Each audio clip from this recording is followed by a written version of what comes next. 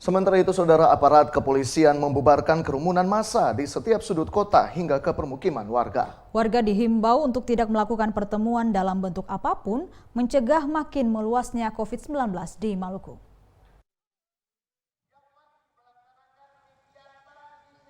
Aparat kepolisian menyisir setiap ruas jalan di kota Ambon hingga ke pemukiman warga. Tim gabungan ini membubarkan setiap kerumunan warga. Warga yang berkerumun lebih dari 2 orang langsung dibubarkan aparat. Hal ini dilakukan guna mencegah makin meluasnya COVID-19 di kota Ambon. Bukan saja di wilayah kota Ambon, di sejumlah kabupaten kota lainnya di Maluku juga dilakukan hal yang sama. Warga dihimbau untuk tetap berada di rumah sesuai anjuran pemerintah. Bila tidak terlalu penting, warga diminta untuk tidak keluar rumah. Kepala Bagian Operasional Polresta Pulau Ambon dan Pulau-Pulau Lease, AKP Amin menjelaskan, pihaknya telah memberikan himbauan melalui patroli kendaraan untuk memberikan pemahaman kepada seluruh warga Kota Ambon agar tetap di rumah demi keselamatan bersama.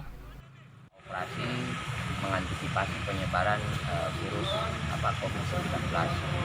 Jadi yang kita laksanakan saat ini adalah untuk menjaga jangan sampai yang sudah terjadi, yang sudah ada, jangan sampai makin menyebar. Yang pertama yang akan kita lakukan adalah membubarkan kegiatan-kegiatan yang bersifat massal, baik itu termasuk pesta, pernikahan dan lain-lain, termasuk kegiatan-kegiatan masyarakat yang bagaimana nongkrong banyak-banyak itu nanti kita himbau untuk kita suruh kembali ke rumah masing-masing. Setiap malam, tim gabungan yang terdiri dari Satuan Sabara Polda Maluku, Polresta Pulau Ambon dan Pulau-Pulau Lease, serta personil Brimob dan bidang dokter kesehatan Polda Maluku akan melakukan patroli menyisir setiap sudut kota dan pemukiman warga untuk membubarkan bila ada kerumunan warga. Christine Sipahelut, Kurniawan melaporkan.